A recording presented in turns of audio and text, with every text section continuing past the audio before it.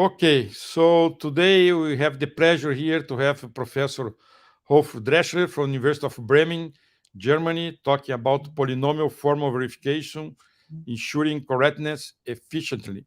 So Professor Rolf Dreschner received a diploma and the doctor in philosophy degrees in computer science from the Johann Wolfgang Goethe University in Frankfurt, uh, Germany, in 92 and 95, respectively.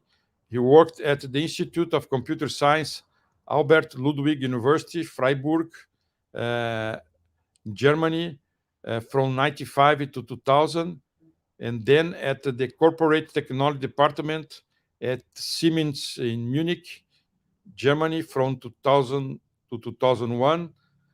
Since October 2001, Rolf Drescher is a full professor and head of the group of computer architecture in the Institute of Computer Science at the University of Bremen, Germany.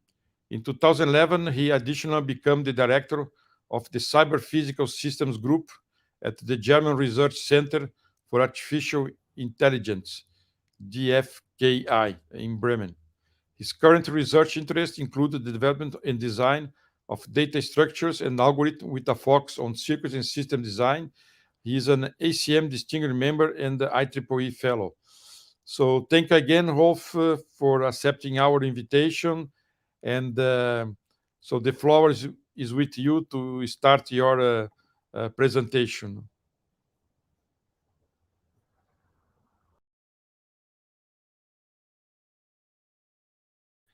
You are muted.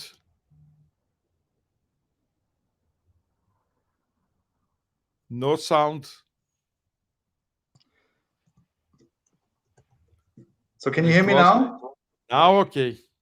Okay, so let's start again. Yeah, thanks a lot for the kind introduction and also for giving me the opportunity to present our work here. So thanks a lot for the invitation. So I'm talking today about polynomial formal verification. So it is about verification, what is an essential task in today's circuit and system design, and especially using formal proof techniques.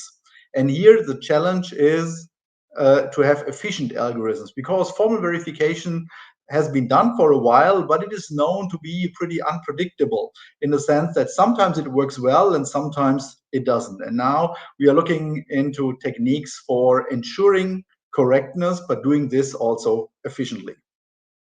Before I start, I'll briefly look into digitalization in general, yeah, because computers have changed our daily life, and not only our daily life of computer scientists, yes, but in general for the whole society. And for me, the best example to show this is the papal election. And normally a pope only gets selected and voted for each 10, 20, sometimes 30 years, yes, but we had a papal election in 2005, and that's a picture of the 2005 case where when you look to the bottom right, you will see a person holding up a cell phone, and probably this person did a picture of the scene. And less than 10 years later, the whole scenario looks like this. Yeah, so you see that society is really changing by the electronics we have these days. And we find electronics, computer chips everywhere on the one hand side, of course, in electronic components, like computers, smartphones, but in also many objects of our daily life where we do not really see them. Yeah, like in a modern car, we find up to 200-300 microprocessors. And of course, if we look at future devices, yes, we can expect this number even to grow. And our whole community is or was driven for many, many years by Moore's law. Yeah, so from the early 17s, when we look at processor design, we saw a steady increase. Yes, this is on a logarithmic scale, that we see this kind of exponential increase for many, many years, and has recently been observed, also very nicely presented in the Turing lecture by Hennessy and Patterson. This curve is flattening, so what means that we do not have this increase of a factor of 2 each 18 months as we had it for many years. So nowadays we have only about 3 to 4 to 5% increase per year. But when we keep in mind that these are really huge devices, yes, with billions of components, even these few percent are a significant number. And so the complexity of digital circuits is still increasing. And if we look at the early chips that had a few thousand transistors and were run at very low frequency, and today's devices with 10, 20, 50 billion components and running at gigahertz at very high clock frequency. And for all these components, of course, since we use them in our daily life, if we drive a car, if we fly by a plane, or so, yes, also our lives depends on the reliability, on the correctness of these systems, yes, that we want to ensure, of course, the correctness. And how can we do this, yes, and what are also the classical ways to do it? A classical one, of course, is simulation. Yeah, so you start by just running the system with a single test vector or a set of test vectors. And what is also a benefit of simulation, it is very simple in nature. Yeah, also the runtime of simulation is normally very quick. Yeah, so it is linear in the size of the chip or of the system you are checking. But of course, the coverage you obtain is very low. Yeah, because looking at the huge functionality of these components by a few test vectors, or even if this is a few thousand, a few 100,000, this is not sufficient to cover the functionality. You can do it by emulation, that you do some kind of hardware acceleration. And by this, of course, the quality can be improved. You can get speedups, but still, looking at the overall functionality, the coverage is very low. And this was one of the reasons why in the past years, formal verification approaches have been suggested. Yes, they are very powerful techniques that allow complete verification, but they also have a drawback. They are very expensive in terms of the resources, in terms of the memory, in terms of also the runtime they use. And so it is some kind of problem that occurs here is either you can get low coverage, you get very bad behavior towards verification, or you allow then the complete verification, but this might be very expensive. And that is also the motivation of our work. Yeah, so of course, in general, you want to have as high quality as possible, and you want to ensure 100% correctness of the devices. And there are two main tasks that you normally have to fulfill. That is either combinational equivalence checking, that you have two circuits and you want to know, do they have the same behavior, or you have a circuit and a specification and you want to know whether they have the same functional behavior. Or what is also known as the core underlying problem is the symbolic reachability analysis, what is also the core then for bounded model checking or model checking approaches. And these are, in some sense, old problems. Yes, they have been introduced in the 80s, 90s, also very well studied. And also the complexity of these systems, as of these tasks, is very well understood. For combinational equivalence checking can be proven that it's co-NP complete. And for symbolic reachability analysis, it's even in some sense harder, as it's p-space complete. And first, this is a bad news, yes, because it shows these problems are hard. There's little hope, as until p is equal to np, what is pretty unlikely, yes, that there we can find efficient algorithms. As an efficient in terms of can we have fast runtimes, polynomial runtime behavior. And the goal of our research is now, can we nevertheless get completeness under resource constraints? Can we define some algorithms that run efficiently for given instances? And to the complexity of these problems, this will not work for all circuits. Yeah, but nevertheless, we want to identify the circuits for which we can do this task efficiently. And this is also the main goal of our work, because formal verification challenges in general are, when we look at the classical design flow today, is that people first design and then they hand the design over to the verification engineers, and the verification engineers have to see whether this is correct or not. And so typically the designers themselves, they do not focus on the verifiability. They first design the circuits due to some parameters, maybe the fastest one, the smallest one, the one who is most power efficient. But verification is not one of the major dimensions so far. And if we can determine which circuits can be efficiently be verified, then of course we can give also this as suggestions to the designer. We say like, okay, if you design the circuits in such a way, then we can make sure that it finally gets fully verified.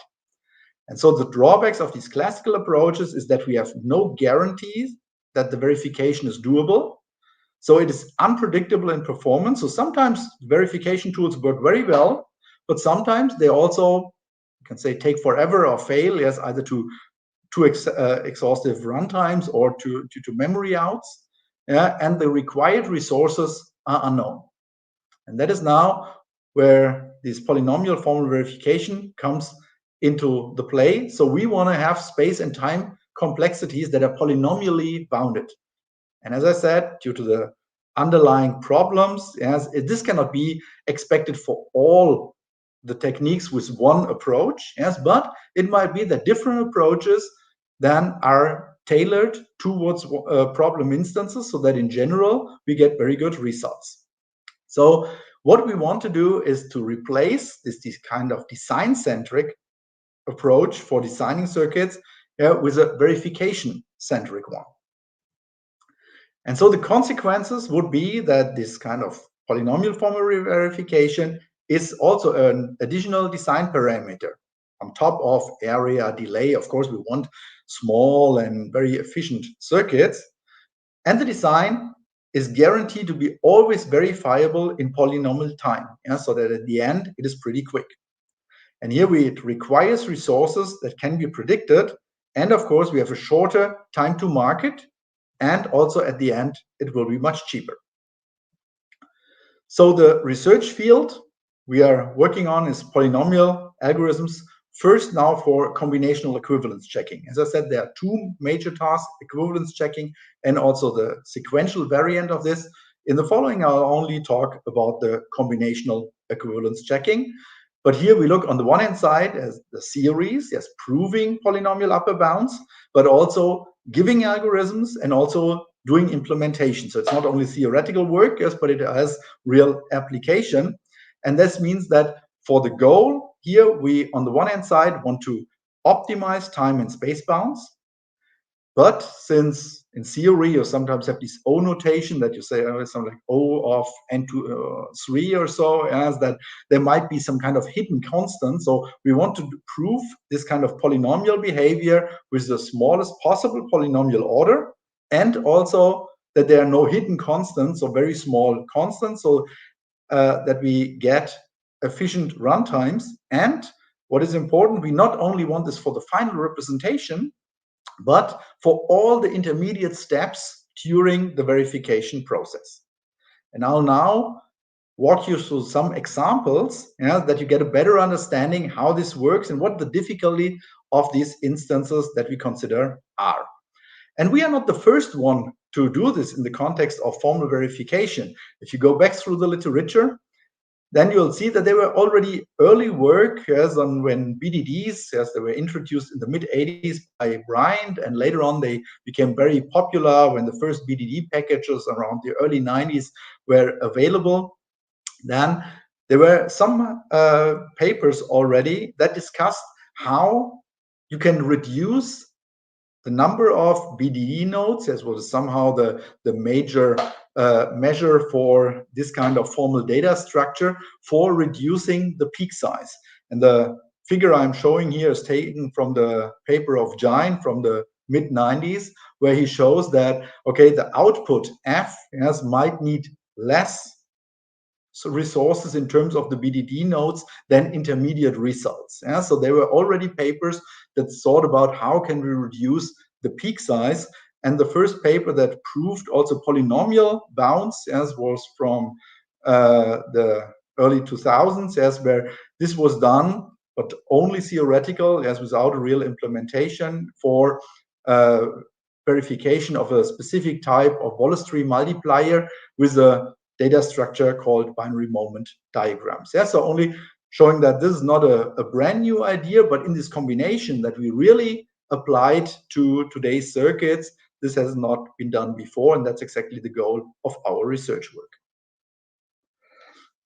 I'll show you a very trivial observation that typically the output of a formal verification task can be very simple, while the intermediate computations are very difficult. So this circuit here, a so-called MITRE circuit, is probably familiar to all of you who have worked in test or verification. If you want to know whether circuit 1 and circuit 2 have the same functional behavior, what you simply do is you connect all the inputs and you then connect the outputs by XOR gates. XOR gates would then mean that if an XOR becomes 1, there is a difference, and you combine this with an OR at the end. So it means that is there a difference at any of the outputs of the circuit.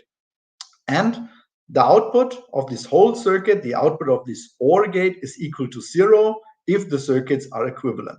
And of course, representing the output constant 0 is trivial, yes, but of course the computations in between, yes, for testing, it would be a test pattern generation, or for verification, it would be then checking whether there's a difference between the two. Of course, this is a very hard job. Yeah, so this is a trivial example where the output is very simple, but in between it might be difficult. But now I look into some kind of non-trivial examples, namely multiplication. Multiplication is a very vital operation. It's used in each processor these days. It's used a lot in signal processing, in cryptography, also in AI chips these days. And when you just do the kind of classical formal verification methods like decision diagrams or submodular theory, term rewriting only, for all the big multipliers, yes, these kind of straightforward techniques will fail. While there's a pretty recent technique, so-called symbolic computer algebra, and this is very scalable and it works very well as long as the underlying multipliers have what I call here a clean structure. Yeah, and I'll come to this in a few minutes, what I mean with this. Yeah, so it essentially says that it should consist of half adders and full adders only. And if this is the case, then this technique works very well and it can verify huge multipliers, yes, but otherwise it might fail with the classical approaches. For this, I'll explain this symbolic computer algebra in a few slides. On the right-hand side, you see a circuit, and I'm now claiming that this is a 2-bit multiplier. You can either believe it or not. Yeah. So of course, since it only has 4 inputs, you could still say, okay, I do simulation. I try out all the possible 2 to 4 combinations, and then I'll see whether this is a multiplier or not. Yeah. But of course, this is only for explaining the technique. Yes. For larger designs with maybe 16 or 32-bit multipliers, this would not work otherwise. And so what we have here is that we say, like, set the output is A times B, because it's a multiplication, so A times B should be set. And that means that set minus A times B is equal to 0. And that's something I want to prove.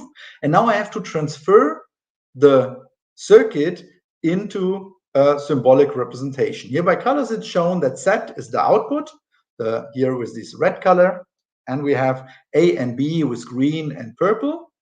And these are then the operands. And now if this is a binary encoded circuit, then it says like 8 times set 3 plus 4 times 2 plus 2 times set 1 plus set 0 is minus 2 times A1 plus A0 times 2B1 plus B0 is 0. And this is what we call a specification polynomial. So we have a polynomial given, and now we want to know whether this polynomial and the gate level netlist are equivalent. And this is exactly the case if the remainder becomes 0 when we divide the specification polynomial by the gate polynomials. And what this means is that for each of the individual gates, we describe this as a formula. For example, f is 1 minus a. So if a is 0, then f is 1. And if a is 1, f is 0. And this is exactly what an inverter does. The same is for a times b, or a plus b minus 2ab, or in case of an OR gate, a plus b minus ab. And so for each of the gates, we can substitute it by a polynomial, by a formula. And this means that now for integer multipliers, the division equals the substitution. So the core algorithm is a backward rewriting. We go from the outputs to the inputs and do this in reverse topological order. And now what we have, this is exactly what we had before. We have the specification polynomial. We know about the outputs. We know about the inputs. This is multiplied out. Yeah. And now what we do is we go from the outputs to the inputs. And now we substitute this gate G1. G1 is defined in terms of W1 and W4. And so you can substitute this accordingly. And the same what can be done here for the gate G1 can be done for G2. And now what we see, and this is somehow an important observation, is that there are terms in this polynomial that appear in positive and negative form. So they cancel out each other. And this is exactly what makes, in terms of peak memory, a difficulty. Yeah. So in the sense that if we have this kind of polynomial, yeah, and now we do a computation, and then this polynomial becomes easier. And that is when we iterate this, at the end, it should become 0. And if it's 0, then we know that the circuit is bug-free. And here for the circuit on the right-hand side, we have proven formally that this is really a multiplier, a 2-bit multiplier. And now if we look at, let's say, the textbook multipliers in general, what you'll find in each arithmetic book on how to realize multipliers, it is always that you have first the partial product generation, then you have this kind of partial product accumulator, and you have a final stage adder. And how the different multipliers differ is in which way these 3 stages are realized. And now I'll show you for a specific example what the effect of this is in terms of peak memory. So in terms of how much memory do I need during the computation. For the partial product generation, you can either do a so-called simple partial product generator, what is simply an AND gate for the products, or a boost partial product generator. For the partial product accumulator, you can add this up by an array, what is a linear size and linear depth, then, or you can have some kind of tree-like structure like a Wallace tree, a data tree, or a compressor tree. And for the final stage adder, you can have a ripple carry adder, which is again a linear structure, carry look ahead, Brett-Kung adder, Lardner-Fisher. So there are many, many architectures around. Yeah, and now you can combine them all, and this gives you different architectures for multipliers. And now I'll compare 2 of them. And first, we consider what we call in the following a trivial multiplier. That's the easiest multiplier you can think of. Yes, you do the partial product generation, then you have an array for adding this up, and then you have the ripple carry adder at the end. Yeah. The second and third stage here, they are only built of half adders and full adders. Well, when we look at a non-trivial multiplier, it has the same first stage, but in the second stage, it has a Wallace tree and a carry look ahead at the end. Yeah, and then the second and the third stage are not made of half adders and full adders. So they are made of different structures. And so if we now only look at this purely experimentally, yeah, so if we look at this technique that I just presented with this symbolic computer algebra, and we do this kind of substitution steps. At the end, in case of correct multipliers, the number of monomials is always 0, because they all cancel out at the end. But what we see is that for a 4-bit multiplier, small one, here this kind of blue line gives us this kind of simple, this trivial multiplier, and the non-trivial one is the one with the Wallace tree and the carry look ahead adder. And what you see is that here in between, it needs additional computations. And so here the trivial one is with something like 30 to 40 monomials, while the other one is roughly twice the size, goes up to 60. This is the case for a 4-bit. If we consider the same now for an 8-bit, we see that again the trivial multiplier more or less has no additional terms, while now already the more complex one goes up to 1 million monomials in between. And now if we go to the next size, there's of a 16-bit multiplier, still the trivial one is very low regarding the number of monomials and the memory that is needed in between, while the 16-bit for the non-trivial case cannot be handled anymore. So what we see is that here we have an explosion in the number of monomials, even for small, what we call here non-trivial multipliers. And here this kind of technique for symbolic computer algebra based verification fails. And the problem is what we call this kind of vanishing monomials. These are the monomials that exist, but they cancel out each other. And this is now what we observe by this kind of experimental study. That's something we want to understand now in further depths. Can this be avoided? So when we look at a pure kind of experimental study, and do this, also what we see is that with these techniques, in the meantime, we can already find very good results in terms of runtime, space behavior, but it is not guaranteed. So these are still heuristic approaches. So next, what we want to do is that we look into this kind of polynomial formal verification, that we can really ensure that the kind of memory can never go above a given limit. And for this, first we look into BDD-based formal verification, where the core is so-called symbolic simulation. In the earlier technique, we went from the outputs to the inputs. Now we do it the classical way, in the sense like simulation is done, but we do it not with discrete values, but with symbolic values. So we generate BDDs for the inputs. We now compute the BDDs for each of the internal gates and blocks, and then we come to the outputs, and there we evaluate them and know how big the output BDDs are. And for this kind of internal operation, we use a so-called if-then-else operator, and this can simulate each Boolean operation. And for this operator, it is also known that it has a polynomial worst-case behavior, because that's what we are interested in, having polynomial upper bounds. And so this is also what we did when we analyzed circuits. Now we looked at circuits and said, okay, can we prove that the whole construction can be done in polynomial time and space? And so BDDs were used because it was already known that BDDs for the adder functions, that they have a polynomial size. But it was only known for the output of the circuit.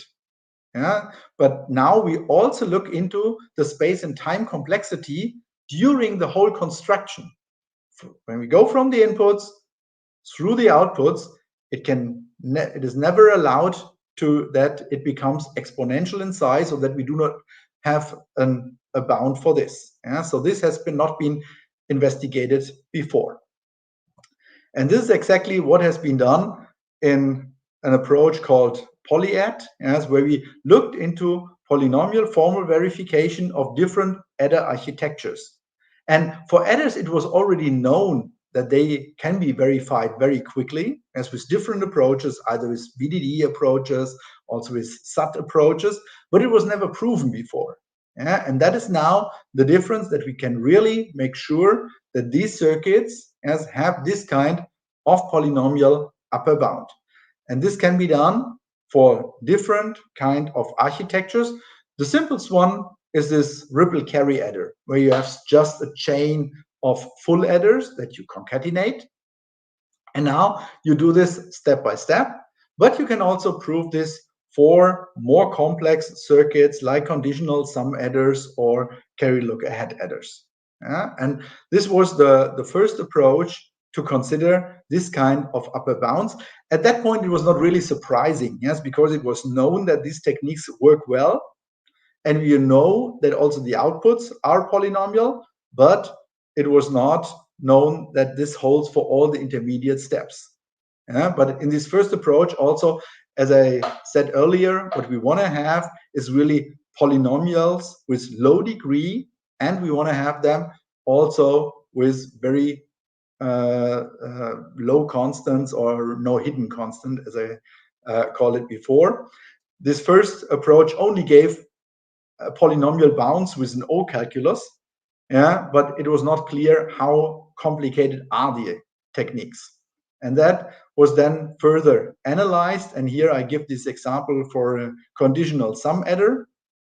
So it is faster than the carry ripple adder. This is roughly, I can say, trivial.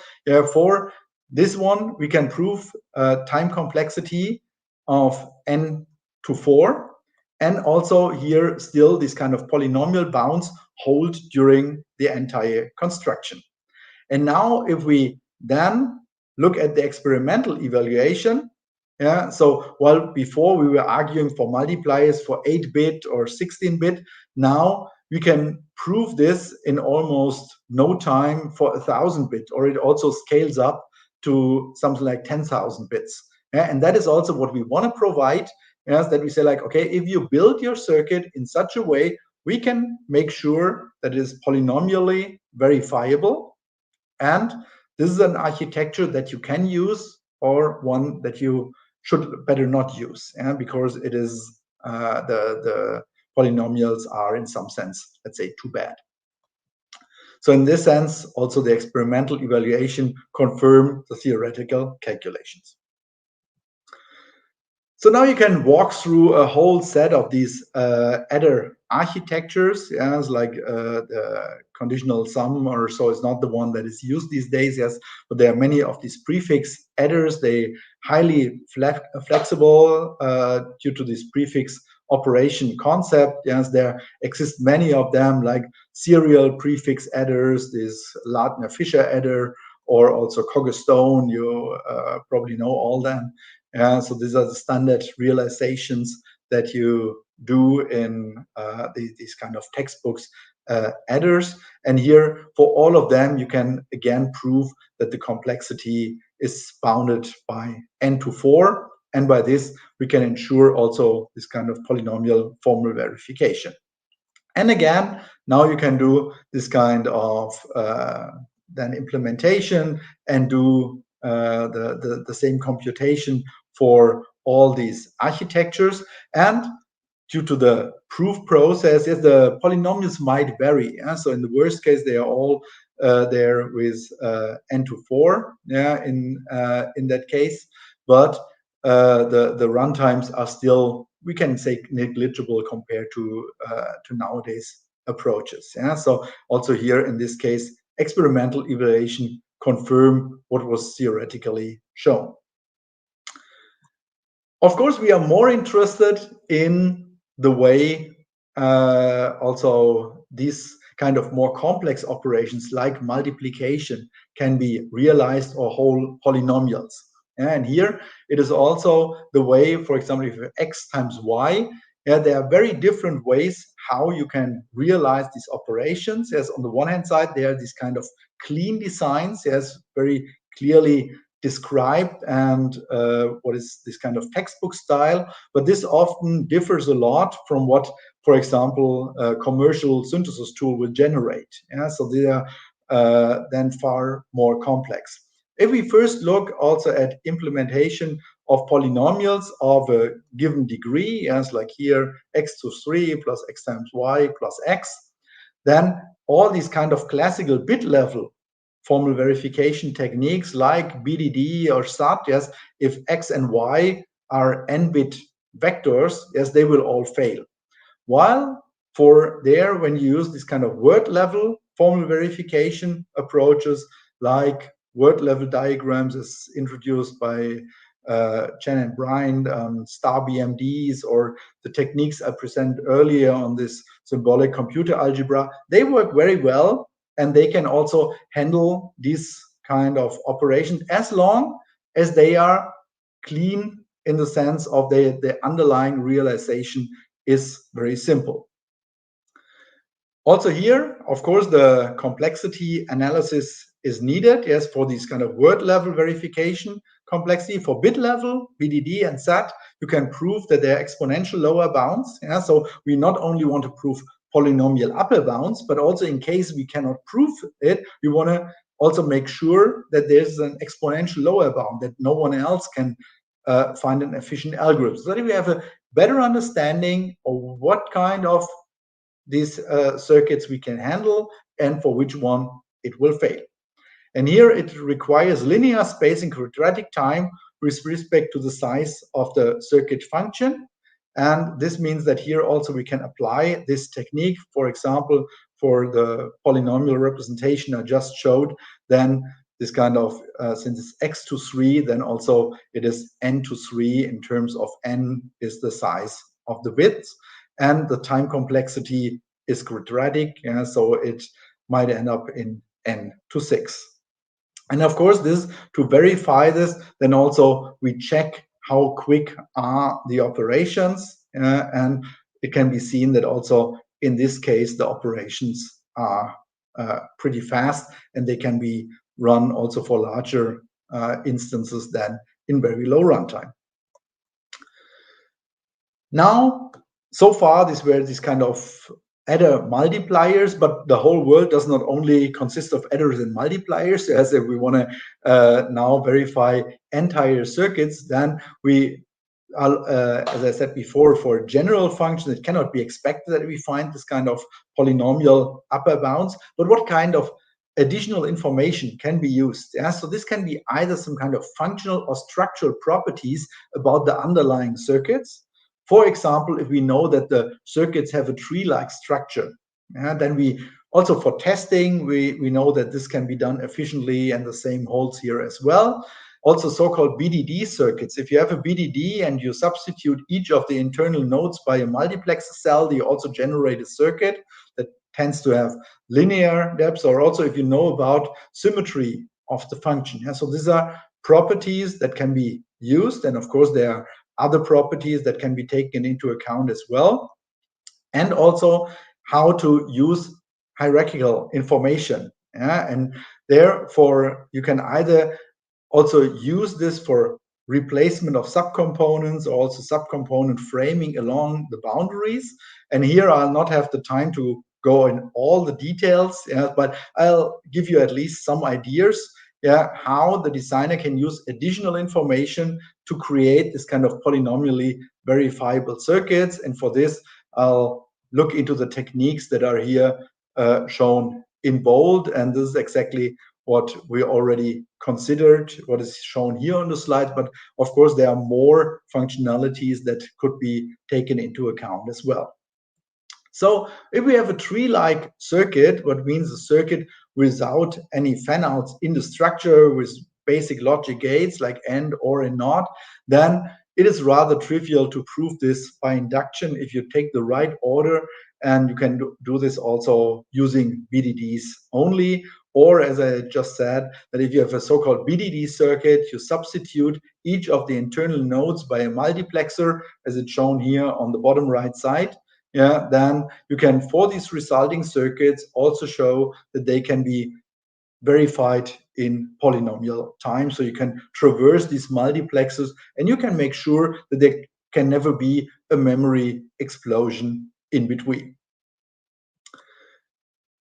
For now complex multipliers, I'll now show a technique that can be applied if the overall structure is too complicated, so that you cannot run it with one technique only, like you have a hybrid polynomial formal verification techniques, but it requires some preconditions. On the one hand side, you have to know about the design hierarchy. What is often the case if you're a designer, then you know which modules are used, and it's applicable to what we call here these clean multipliers, as if you run a synthesis tool, and then what comes out of this normally does not have this clear three-stage structure, but if you know about these kind of boundaries, then you can use this also in this case. And so what the core idea here is, so we replace the adder that we have, this final stage adder, with a ripple carry adder. If the final stage adder is too complicated, we substitute it with a simple one, and then we can verify the components step by step. So if we have this kind of three-stage multiplier, you have the partial product generation, the partial product accumulator, and the final stage adder. And now we have chosen a complicated final stage adder so that this cannot be verified. What we can do is that we separate this one, so we move it aside, and we substitute that one by a more simple realization. Yes, for example, a ripple carry adder, and then this kind of classical symbolic computer algebra based verification approach works. And for the other one, we can use classical BDD based verification. We cannot do it in one step, but we can separate the steps, substitute it, and then we have to finally make sure that the ripple carry is the same as the final stage adder. And by this, we have done the entire verification. So for this, the goal here is do this for an n times n multiplier. And then if we do this kind of substitution, we can prove that the kind of SCA-based verification of structurally simply multiplier works given these bounds, and the remaining BDD-based techniques can be done as well. So if we set this together, then polynomial formal verification can also be applied, but we have to use alternative proof engines, different proof engine for this case. And this is somehow what I also see, let's say, as the future of this field, that there will not be one technique that covers all of the possible circuits, but what we can do is that we split it up and then we do the individual proofs for each of the modules. So the next steps in general is now that we want to find a fine-grained understanding of what are the tractable classes of combinational circuits regarding combinational equivalence checking. And in the meantime, we already have several classes identified where this technique works well, and many of the classes are highly relevant for circuit and system design, for example, for also CPU design. And we need this efficient decision procedure for the respective classes. And what we first did was we took some classical approaches like BDDs or also decision diagrams on the word level, or these SCA approaches, while also, of course, we can have a whole rich set of sub-based approaches or SMT solvers. And for them, it's the same challenge to prove polynomial upper bounds. And once we have a better understanding what are the CEC tractabilities regarding this classification, we can feed that back to the designers so that they have some guidelines and integrate this into the design flow. And so the next step are some more complex case studies like building a RISC-V processor. So we have done this for very simple CPUs, and now we go the next step for having this for a more complex CPU, and to see which of the individual commands of RISC-V processors can be covered and what still remains to be done. So this brings me to the end of my presentation. I present to you the concept of polynomial formal verification. And this is an ongoing project. We started with this in 2020, it's a funded project also by DFG, the German NSF, the Deutsche Forschungsgemeinschaft, and they fund this project for 5 to 6 years. And we have, I think, quite a number of promising results. Yeah? So there are further, more complex case studies now needed to get a better understanding. Yeah? So which of the functions can be covered, and we want to apply then always the best fitting solve engine. And this might vary within one run. Yes, for example, for multipliers, one technique might work well, but if we look into dividers or other kind of more complex arithmetic, then it means that there are other techniques that need to be covered.